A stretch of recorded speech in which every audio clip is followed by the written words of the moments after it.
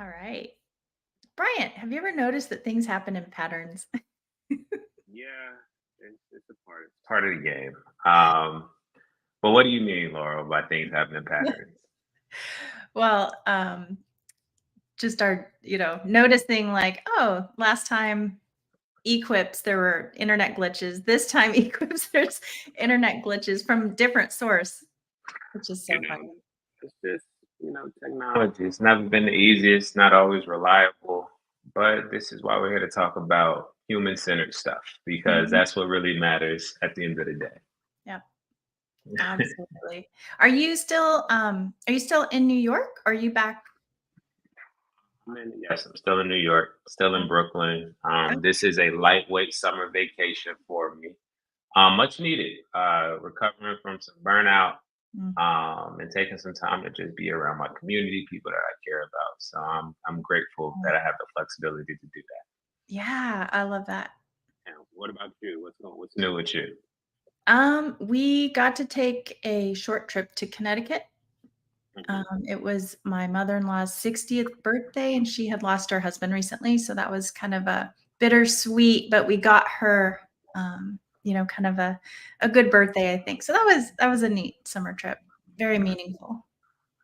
Condolences to her, but also celebration of life at the same time. Yeah. So glad that you all were able to celebrate.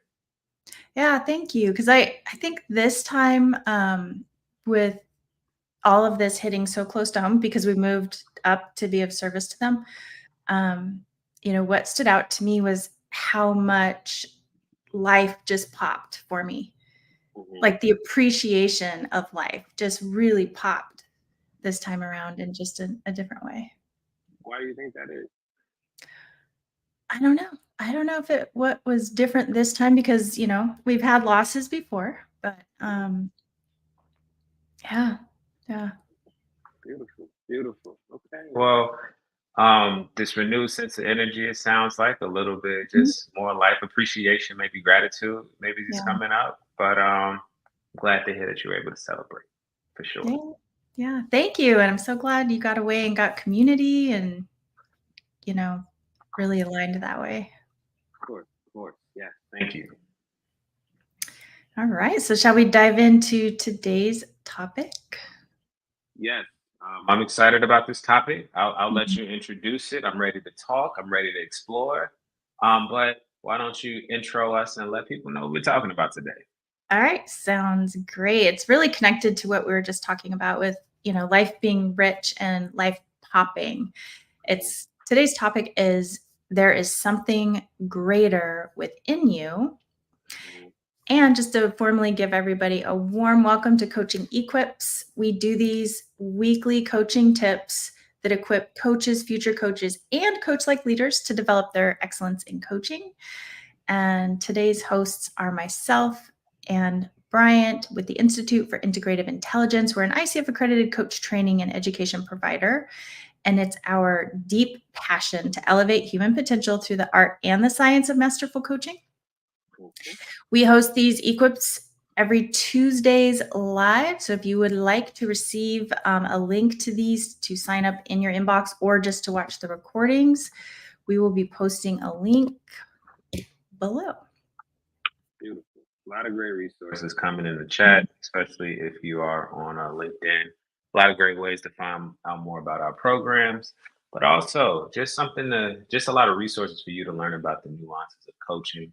For myself, as somebody who has been through the coaching program at Triple I or the Institute for Integrative Intelligence, I have the website is so well laid out to where you see the science and the art of coaching, everything that you want to know about coaching, it is there. So when it came to being a part of the institute, it wasn't a question in my head. I had all the information I needed.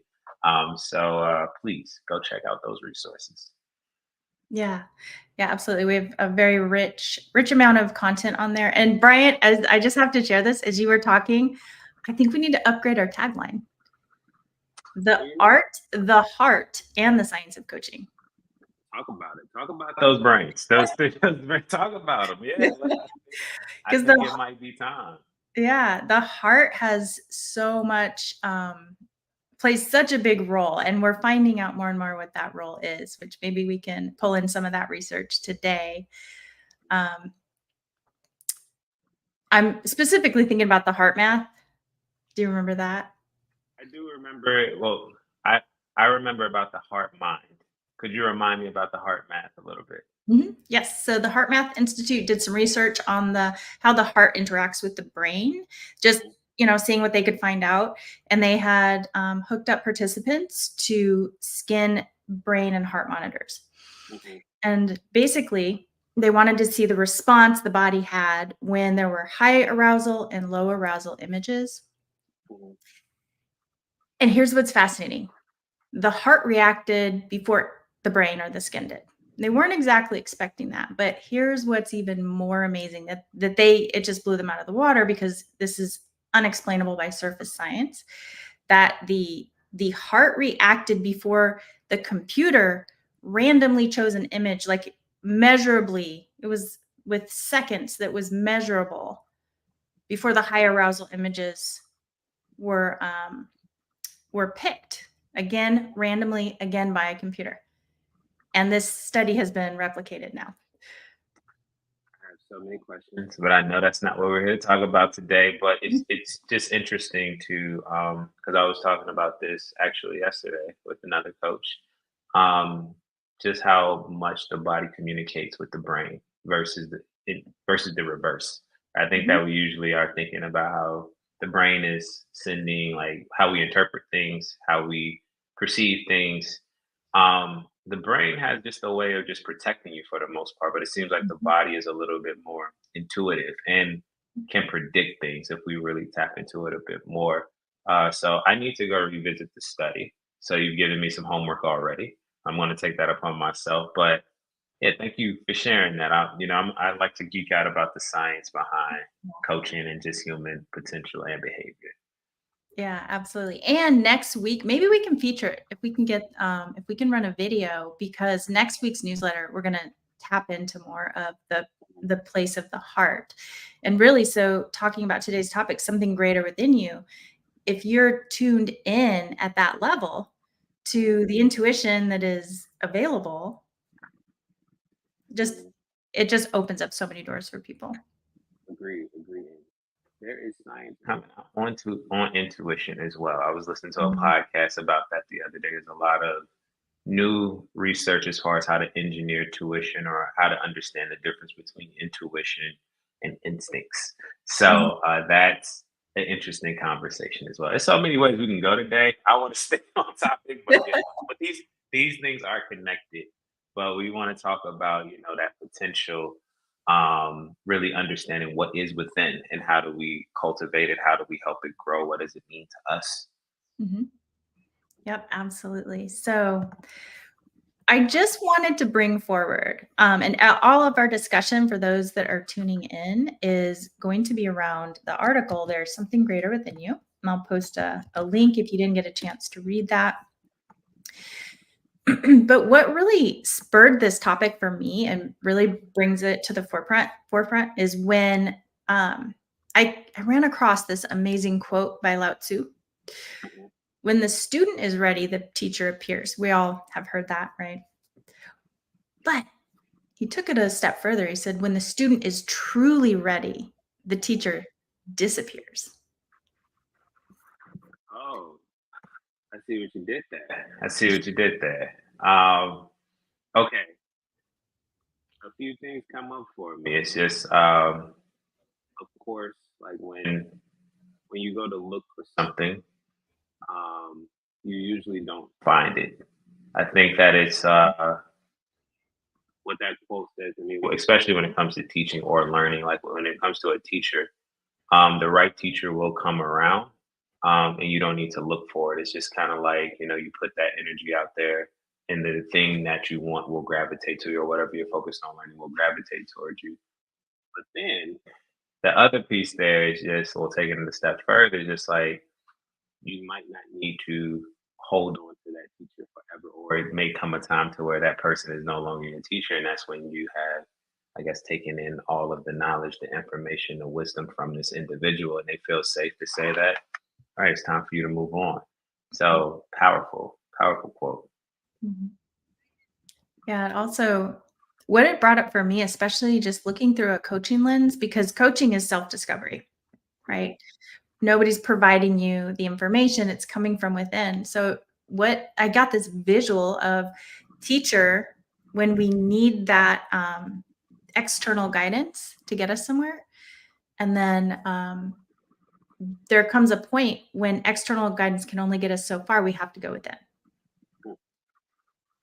And the Course in Miracles has a quote or a teaching that says, um, shoot, I don't want to butcher it. Okay, paraphrase, please. So essentially, you have been taught what you are, but you have yet to have what you are teach you. Break that down for me, Lord. That is something. Could you repeat it one more time, please? Mhm. Yep. You have been taught what you are, right? Externally, we've been taught, hey, you're this, you're that. You could be this, you could be that. But you have yet to allow what you are to teach you. Cool. And that to me is the coaching, right? That self discovery. There's a deeper potential. No matter how much I get to know you, I'm never going to be able to be like, Bryant, that's your full potential. Only you can go within and truly cultivate that. Mhm. Which brings me to a really inspiring distinction you made earlier before our call about inspiring versus motivating. And I'd love for you to share more about that. Yes.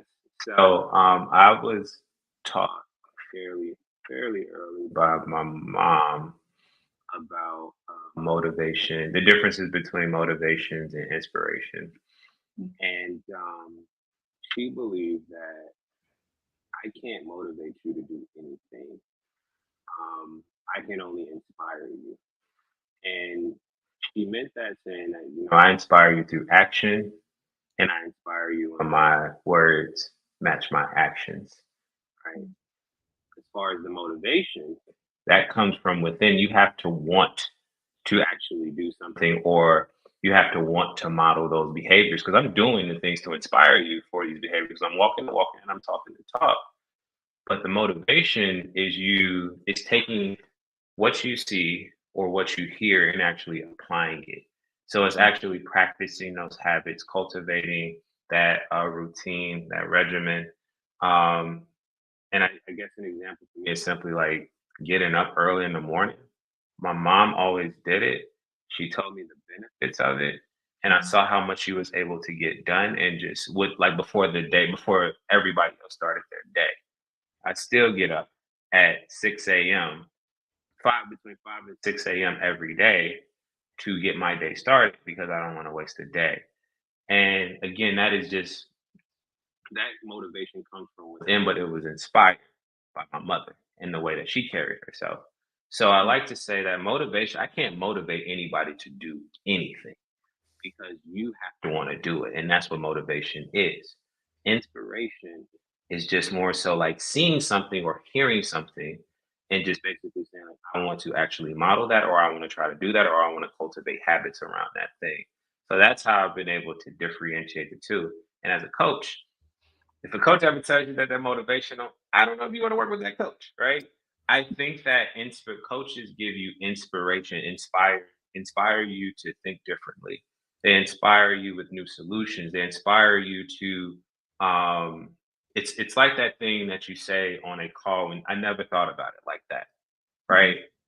I inspired you to think different, but the motivation came from you. I never thought about it like that, Mhm. right? So it came from you though, right?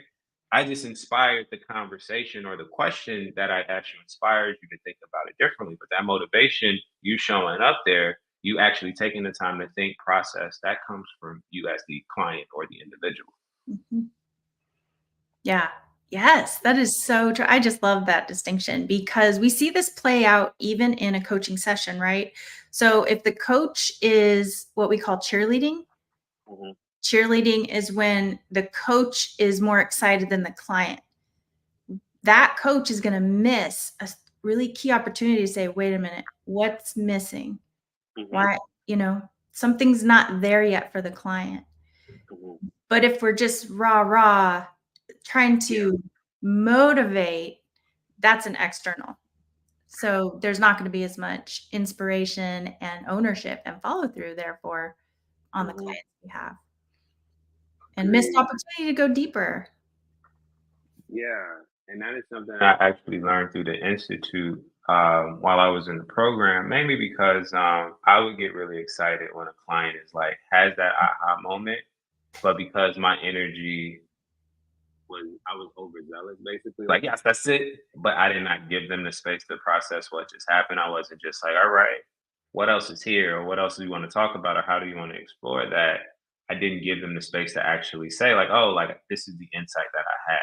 It's like I had it. I had the enthusiasm that I thought they should have because they said something or they had this realization about something when in reality, they're still processing it. They're still trying to understand, like, what do I want to do with this? Or does this make sense? It's not my place to like tell them, like, that's it. Like, so that is something that I learned, just that pause and just matching that energy in those sessions is really important because just because you have the aha moment as a coach, it's not about you, right? It's about the client. Yeah, that is so true. And I pick up when I'm doing mentoring, I listen to calls and give feedback. And I notice that energy you're talking about. So when a coach provides the energy before the client's there, the client might want to be there, but their tone is so different than when they're truly there. When it's bubbling up from within, they are truly engaged, truly excited, and truly ready to move forward. So it is very fascinating. Subtle distinction, but really powerful difference. For sure, for sure.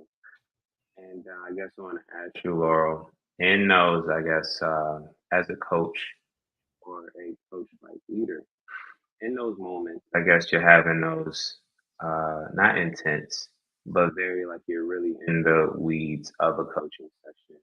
Mhm. I guess like how do you?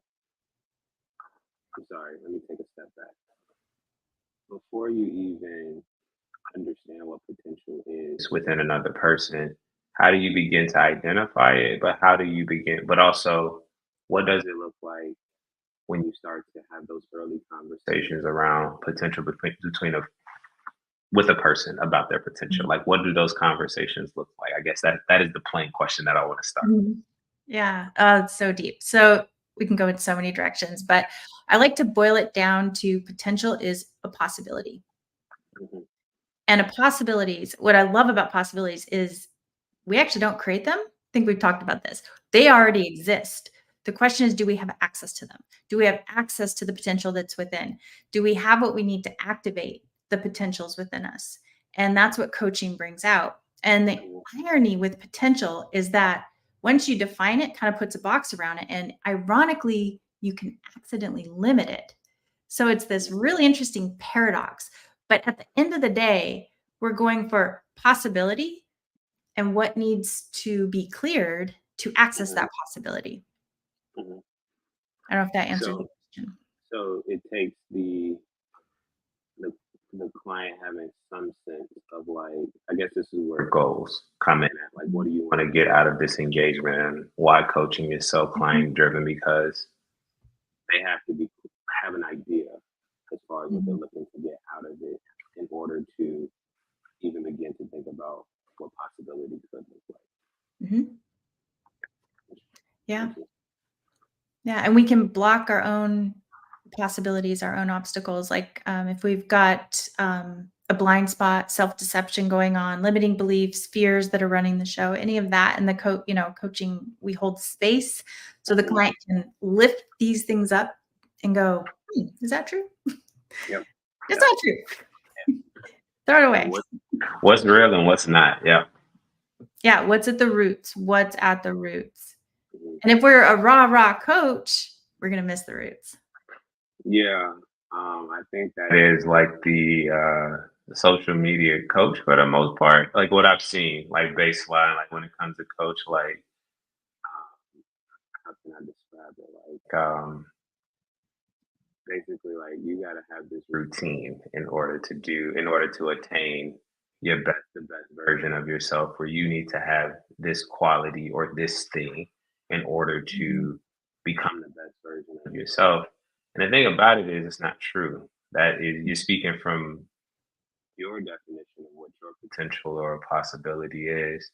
When in reality, like that, it's not going to look the same for me as a person. Like, you could be somebody who cherishes routine. I might not be that person that cherishes routine, but I'm still successful, and I just want to explore like what a different routine could look like, or something like that. I don't know, but I think the rah rah, the when you hear coach, you just hear somebody that is a.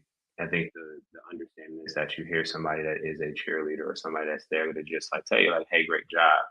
The reality, like we're talking about today, is there to help you explore that potential, but really question beliefs, question your values, question the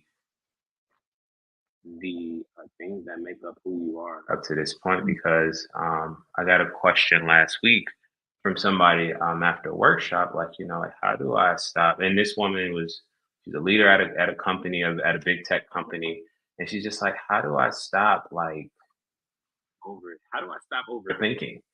And for me, I got excited by the question, because I just told her that, like, when I got a sense of her role and how long she's been doing it, like senior leader, amazing. I was just like, well, I gotta ask you, like, like, are you still partaking in the same behaviors that it took for you to get to where you're at right now? Mm. And she was just like, what do you mean? It's just like, I was like, like, do you feel like you still need to um work? For example, do you think that you need to continue to work until past 6 p.m. in order to say like you did a good job? Right? She was just like, I never thought about it like that. But those simple things can help you start to unravel. Like, all right, I have potential. Like, I've been successful. I know that I'm a leader, but there's more potential here. There's more possibility here, because I still have these same behaviors. I still have these same patterns in the way that I talk about myself, the way that I relate to others, that might need to be undone. So, a long way of saying that potential is something that is, it's not, it doesn't stop at any point. It is just that possibility, and possibility is a lifelong thing. Yeah, and continues to unfold. That's one thing that I love about integrative coaching, because when you help someone integrate, it's like the nautilus shell, Mhm. where it just keeps expanding and Yep. expanding. So the more we reach something new, it unlocks that next chamber, Mhm. and that then unlocks a new chamber. So it's just so fascinating. Reminds me of something that my mentor and basically the first coach that opened my eyes, and for those of you that know me know Sandy Hogan, so dear to my heart.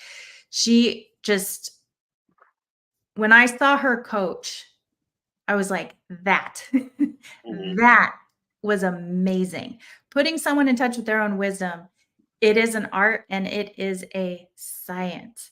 Mhm. And she said, people come to coaching when something inside of them is ready to awaken. Sometimes they know exactly what that something is, but other times it's like an inkling. It's a sense that something greater is like calling or burgeoning. I thought, gosh, that's so fascinating, because I've seen, now looking back, I've seen how that's true for clients, but it's also true for coaches that step into the coaching education and the coach training. I agree. Um, you know my story, Laura. I've been coaching for a while, but I Mm. just knew I needed more, and I wanted to learn more in order to be the best coach that I could be. Like, it's just, I felt like it was a lot of like blanks. It was a lot of missing pieces, Mm. and it was that, um, along with, of course, a silent meditation retreat. Just a lot of time with self-reflecting, and just like, am I going to take this serious, and really questioning like the things that I had at that point in my life, and I mean like material things, were the things that they were actually like fulfilling me. and it wasn't because every in all of those things, whether it was real estate or even my job in tech, I was always trying to coach people. I was always trying to Mhm. find a way to get a coach development program or Mhm. coaching program going. Like, but if people were like, "Ah, it's not a priority right now. It's not a priority right now." It's just like, but even checking in, kind of, I guess you can this can be related to the heart math, like how I would feel or what that feeling was in that area or in my gut also after I would be done talking to somebody or coaching somebody about, whether it's their career or just like a decision they have to make, like coaching them through that process. I was like, I have so much energy. And anytime I do anything else as far as things that drain me, I guess, like I became a lot more aware of things that drain me. um, I was just like, "There's so much potential here. Like, I think that I'm good, but I can be so much better." And that's what really called me to coach training. Is Yeah. just, really fill in those blanks, but also I like to learn. And this was something that I really cared about. Like, no matter what I'm doing, I'm always trying to coach somebody. Same. Yeah, I can completely relate to that. And what? You didn't take a $59 certificate mail? Listen, like, yeah. So, inside joke, we want to let you all in. I know it's some $59 coaching programs, ICF accredited programs out there. All right. And All definitely right. not Let's, credit. all right. All right. If you want to play that game, if you want to take the cheap route, great. I know that coach training is a reinvestment in yourself. And I always tell people that you learn so much more about yourself. And I always say, about yourself, your relationship to others in the world around you when you're able Mhm, to actually go through a thorough coach training program. And I've been through like a certification and I went through coach training at mhm. the Institute. And if you want to talk about potential and just kind of like your mental blockers or just maybe like how how you might there might be some misalignment between the body and the brain. I always recommend like make that reinvest in yourself in your own growth Mhm. because that inner work is so important. Yeah, it absolutely is. And real coach training just takes takes the coach to a whole nother level. Mhm. Because one thing that the human mind is abstract and it's capable of self-deception. But there's a part of us that's completely clear, right? The heart has this intuitive knowing and it's incapable of self-deception. So when we get the tools and the frameworks to get our clients in touch with the highest aspects of themselves, that's something greater, that's an inside job. I can't provide your greatness for you. Yeah. No one can provide it for me. It's an inside job. It just illuminates so much clarity for the client because we have to weed through, is this a true thought? Is this a true belief? So much so that it's no wonder we're addicted to our cell phones. That is way easier than to Yeah. Yeah. try to figure out the abstractions of what I'm thinking and feeling. And a coach just knows how to hold that space to clear the muddy waters and just like really step into, this is my truth. Now Mhm. I know how I know that I know. Yeah. Yeah. And everybody's searching for that right now. Mhm. Similar to what we're talking about, it's so much science. Like I have a contract with the company, like it is literally so much science on just how to be a human today Mhm. and just what it means to have meaningful work, purposeful work. Um, there's something called a purpose wheel out there, which is just the wheel of Mhm. life that is used within coaching. Um, all these things to help people better understand like the science behind potential and what that actually means. Because I think that since we had a pandemic, I think that just gave people a chance to pause, which is what we rarely had seen, which we rarely get to do or take the time to do. And people just think, and I guess social media also, I would say a positive is that social media does open your eyes to what is possible. Mhm. If depending on what your algorithm looks like. So I can't say it's all bad. I would say that it does help you open up your mind to information, but also people that have not reached their potential, but have taken the time to explore. what potential looks like for them, what possibility looks like for them. So I Mhm. always say that, just potential as it comes to not only just as a individual, well, it starts with on the individual level, Mhm. but when you're able to explore it and just be curious about yourself and just like define what possibility or potential is for you, it helps it helps you really begin to design the future that you want for yourself. And Mhm. it is hard. I'm still going through it. We're all going through it, but I'm still going through it too. Like nothing is perfect. I'm never going to say like anything is perfect because I've had to do a lot of unlearning, a lot of Mhm. therapy, and I also have a coach right now.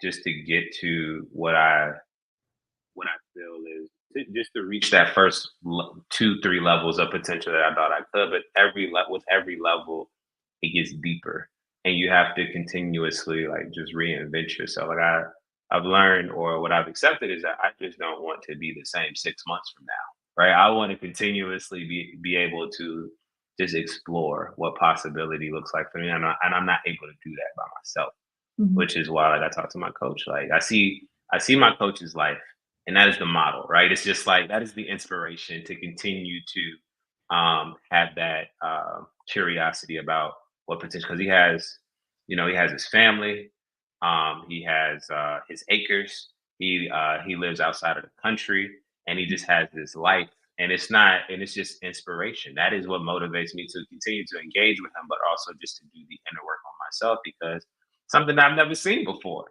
So Yeah. it's just kind of like I have to have this reinvention as far as what myself, but also what that potential looks like. Mhm. Yeah, I love that. And, um, in the coaching world, there's this understanding that every good coach has a coach. We don't just become a coach and then know it all. We actually, when we become a coach, we enter into humility of, wow, look at what I don't know. And look Yeah, at what I can be of service to when I get curious yeah, and I maintain that curiosity. And for sure, for sure.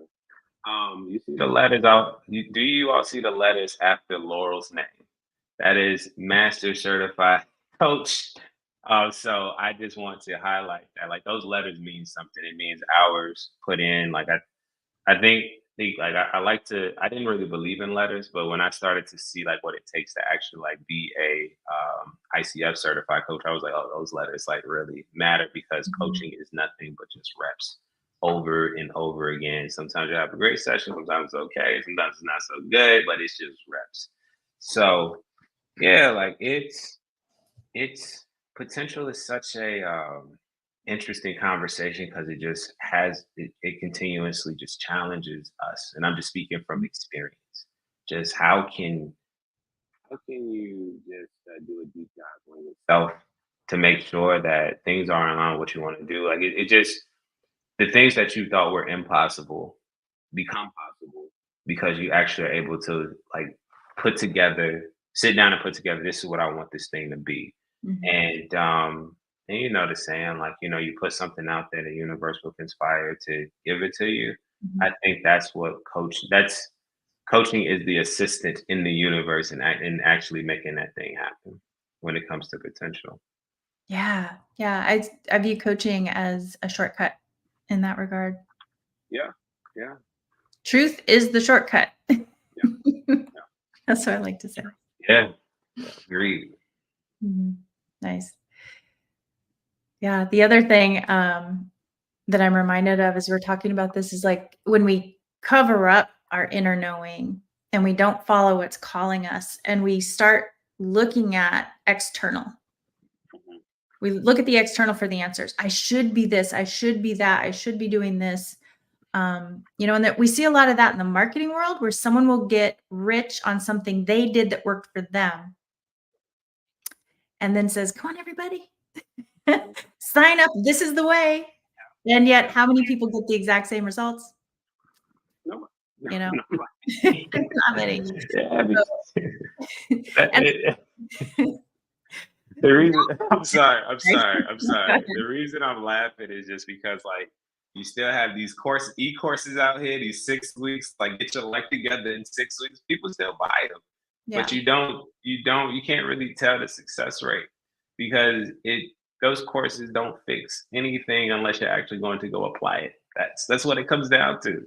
And like Yep. you said, just because it worked for that person doesn't mean that's going to be the thing that works for you. Yep. Oh, exactly. And that's the thing that I've learned so deeply from coaching, but also being a consultant. And once I got the coaching skills added to the consulting, I've almost gotten rid of a lot of consulting. There are fewer occasions than I assumed that the person just needed to be put in touch with their own wisdom. That was it. It wasn't about the external advice. Every now and then, yes, somebody needs a piece of information, right? But there's so much power in what is truly within us when we dig deep and when we're open to going there. Agreed. Yeah. So I just have this deep appreciation that every single human being has their own unique success formula. Period. Dot. So if you're looking for a program, make sure it adapts to you and brings you to life, and you're not following someone else's formula. I would like to just put that message out there, just to consider: am I externalizing the greatness that I want to be, or am I allowing my greatness to come out from within me? And so I just want to reiterate that, there just comes a time when we must self-discover, we must self-trust and self-empower. And that's the self-discovery process. That is a hard request to ask of people, Laurel. I see it. It's hard. It's hard for me to ask of myself sometimes.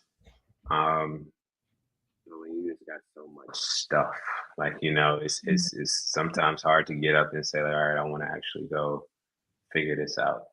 I think that's where a lot of us are at right now. Well, especially like early. It seems the general sense that I'm getting early 30s, mid 30s, like the group that I'm around the most. It's like this whole everybody's looking for a purpose. And that's defined differently by everybody, of course, but it just seems like this moment of like you said, shoulding. I should be here. I should have this. I should do this. I should do that. And what happens with that is that, nothing happens. That's what happens. And what I found is that everybody's just, it starts with just looking at yourself in the mirror, like looking at the things that are skillful, what's not skillful, what you need, what you don't need, because I think it's just such a evolution. I know our bodies change, like scientifically, our bodies change like every 7 years, and I think I'm coming up on 7 years soon. And just understanding like we are changing like physically too, so that means that some other stuff has to be addressed as well. So I'm glad that you outlined that self-discovery process, because it's hard. It is sad.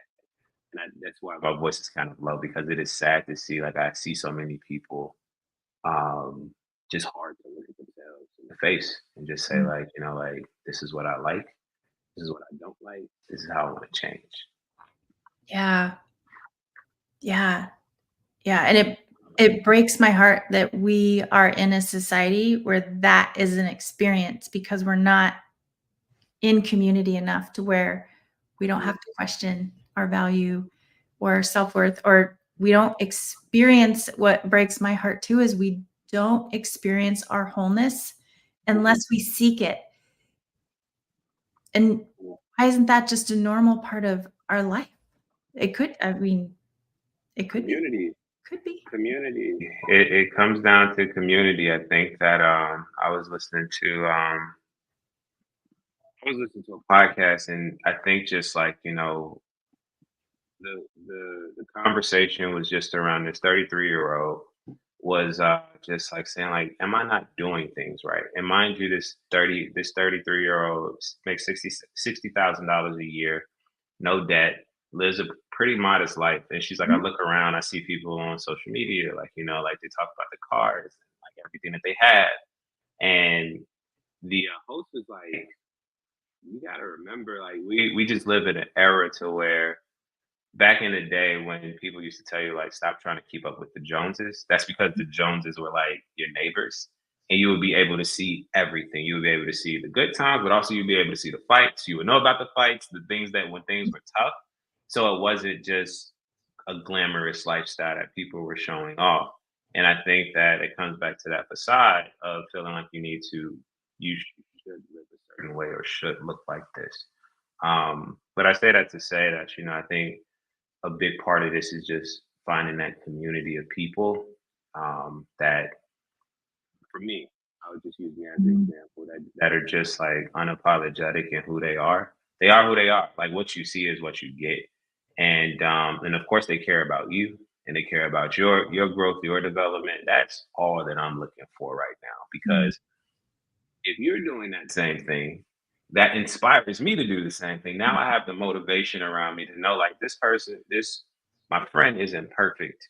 And I know that. But they also know that I'm not perfect, but they are trying every day to be better no matter what. They're only trying to live, they're trying to live only their life, nobody else's. Yeah. So those are the things that help me with my own potential, like when it comes to community and cultivating those types of relationships. Yeah. Yeah. And I just appreciate what you're intentionally bringing into your life with that community because it kind of, I mean, for me, community like locks in that emotional safety net of we're all in this together. Hey, we're all growing old together. We've got these really good connections formed at a heart level, not externalized. Um, it's interesting because there's very few in American culture anyway, I should say, um, communities that you're just born into and it's like, oh, everybody's there. The tribe is good to go. Mhm. And yeah, it's really so it's that intentionality piece. Yeah, and very intentional and just sticking with it, no matter what others say. This is what I want. Like, let me Mhm. go get it. Let me go figure it out. Yeah. Yeah. And then also sometimes facing the hardship when you have to say no to something that's not serving too. It's part of life. It's part of Mhm. life. It's just like it's another quote that I really Mhm. enjoy is like it hasn't been hard throughout the journey. It's been a journey. And Mm. that was just simply saying that with any journey, there's going to be it's ebbs and flows. Like it's gonna be great times, it's gonna be okay times, it's gonna be rough times. It's just about you still continuing to push forward because it's never just bliss, it's never just happiness, it's never just okay times. But through those darker moments, from what I've experienced, is where you learn so much more about yourself. Um, and I think that is those dark times is where the potential really comes from, in my opinion. Like through pain, you're able to see wisdom about yourself, your resourcefulness, understanding you, how you want to move forward. Because something you can also just stay there too, right? Yeah. You have choice in this. You can also stay there, but the quote that always sticks out to me is that it hasn't been hard throughout the journey. It's been Mm. Yeah. As you were talking about that, I was just got this visual. The roots are in the soil. The growth is in the sunlight. The roots are Mhm, in the soil, the growth is in the sunlight, and it requires rich soil, mhm, for those roots to be nourished, for the growth to happen. Anyway, mhm. it's just really fascinating metaphor for that experience of I'm embarking on the journey of my potential. Therefore, I thought everything would just be perfect and open up and, you know, Yeah, it's cultivating the garden. It's a yeah, garden. Like that garden, the soil has to be switched out. That's what happens. Like the soil is no good anymore. I need to. I want to have a lot of different. I want to have some fruits. I want to have some vegetables. yep, All right, what's it got to take? What type of soil do I need in order to cultivate that? So yeah, love that metaphor. yeah, I love that. Yeah, so I think what's coming to me is just empathy for the process of stepping into self-development, stepping into potential. It's not always fun and games, right? There's that component of I'm going to face this within myself, or I'm going to dig this up, I'm going to look at it, or I'm going to acknowledge that I need to take this into therapy, right? Mhm, That I need some support and guidance in a different way than a coach can provide, whatever that is. But there's this element of, or we've been talking metaphor. Let me bring the metaphor back. There was a quote, the travel to the top of the mountain may be hard and arduous, but the view from the top. And I think that when we get into the depth of the work and we're pulling the weeds out and doing the work, but then we get to that clearing, it's like, Mhm. it's real. Okay, it's there, it's possible. I guess what I'm saying is, like, for me, it's been so worth it. Mhm. I don't know. Could you imagine if you didn't do the work? Where do you think you'd be right now? Because I would be. I I don't see it. know. I see it. I think that if I didn't have the inspiration or people around me, I think that I would have probably been a mechanic on the south side of Chicago. I think that's where my future was going because I didn't have as much. I say mechanic because I wanted to do something with my hands. Mhm. Um, but and that's not a bad thing or a good thing. It's just what I thought that I was going. I would just get a regular day job or trade. And but because I had so much inspiration and so many people that saw that potential within me, they just cultivated it. Like they showed me possibility, and I was able to wrap my mind around things that I really wasn't thinking about at the time, or just my voice, the way I'm able to, the voice, presence, all of these different things that I had no awareness around that people would tell me that you have a voice, you have a presence that needs to be that you need to be vocal. You need to talk. You need to be in front of people. Did I believe it for a while? Did I always believe it? No. I was just like, I've known y'all for most of my life. But when they continuously said, it's just like, okay, at some point, like they're just not wasting it. They see something in me that I can't see myself. Mhm. So I would say like these are my mentors. These were my mentors.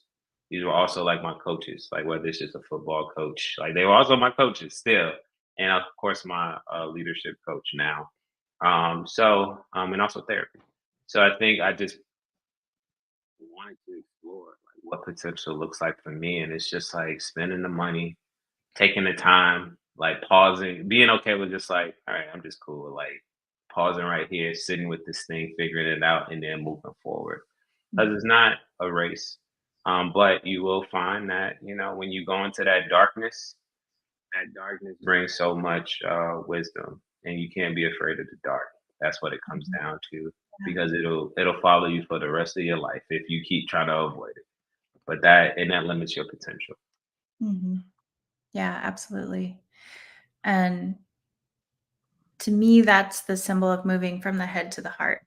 It's like Mhm. I'm in my head about this, but now I'm learning how to root in, um, and self-discover in new ways. Mhm. Yeah.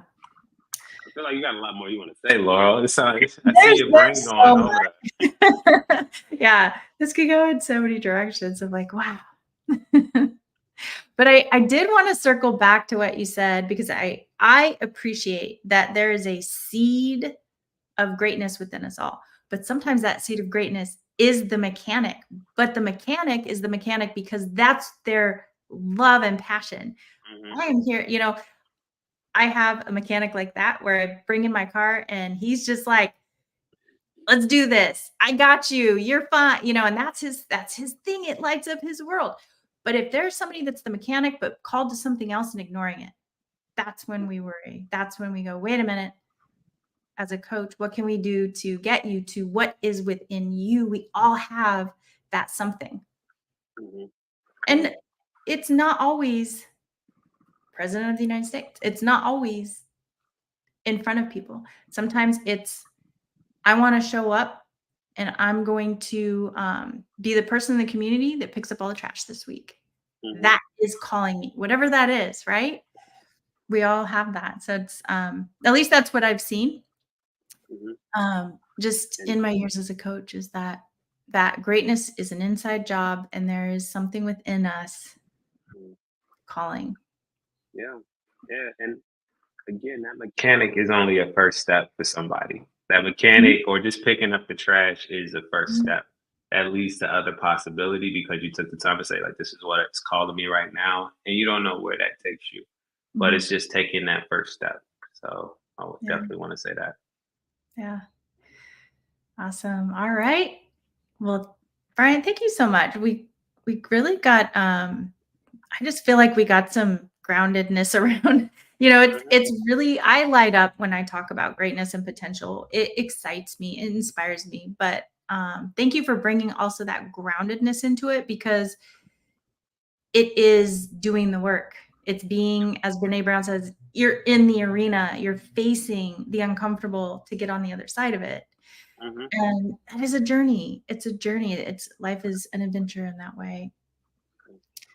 So, all right. Of course. Thank you, Laura. Also, like I think we got deep today, which is what I no small talk. That's my whole. That's been my those are my words since last year. Like no small talk. Like I don't want to waste words. Like it's just like we're talking. Let's really talk. Yeah. Yeah, I love that. Same. Same. All right. Well, we hope today's discussion has equipped you with new insights into your potential as a coach or organizational leader or even future coach. If you are an individual or organizational leader seeking to bring coaching into what you do, please reach out. We would love to hear from you. And we have a Pay It Forward campaign going on. I've been spreading the word about this. Our team and we've all gotten together and we've decided twice a year we're going to be doing a Pay It Forward campaign. So, what this means is August 2nd, grab your spot. Coaching Fundamentals is being held scholarshiped.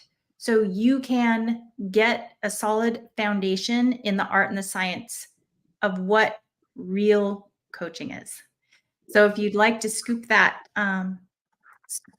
spot up, I will post a link for you Also, to join.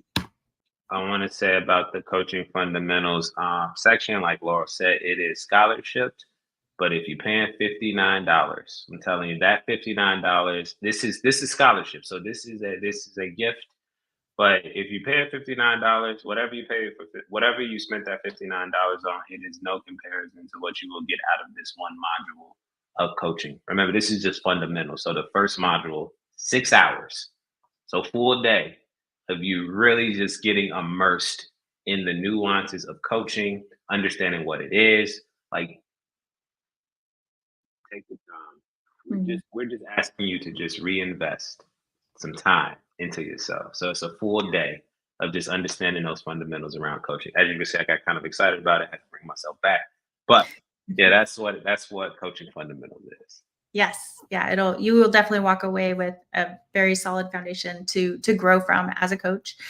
And just to bring everybody in on the other side of our inside joke, we like to say we fix the $59 certifications. There you go. That's what we're here to do. There you go. There you go. All right. So to learn more, you can also visit us at integrativeintelligence.global, and we will see you next week for a continuation of coaching E-Quips. See you then. See y'all. Thank y'all for coming.